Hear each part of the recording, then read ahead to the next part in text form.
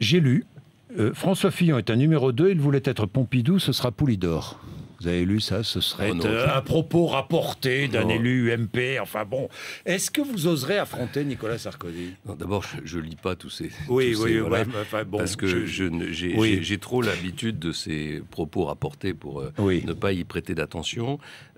Moi, j'ai été un Premier ministre loyal, parfaitement loyal à Nicolas Sarkozy pendant 5 ans. J'ai même largement participé à sa campagne en 2007. Ça vous a fait mal lorsqu'il vous a traité de collaborateur, franchement? Parlons-en, franchement.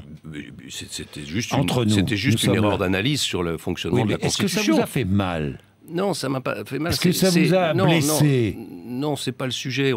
C'est pas des questions personnelles, ce sont des questions institutionnelles. Oui, enfin, le Premier ministre n'est pas le collaborateur. De petit collaborateur, j'oublie le petit.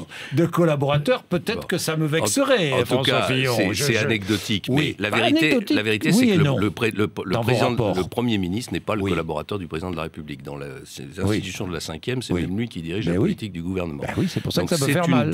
C'est une dérive qui a fait l'objet d'ailleurs de corrections au fil du temps, parce que sur les 5 années que nous avons passées ensemble avec Nicolas Sarkozy, beaucoup de choses se sont, comment dirais-je, équilibrées avec le temps. Et finalement, le couple que nous avons formé, quand on le compare à ceux des autres, aux autres couples président-premier ministre de la 5e République, a plutôt bien fonctionné. Simplement, voilà, on est allé aux élections présidentielles, on a perdu les élections présidentielles, on a perdu les élections législatives.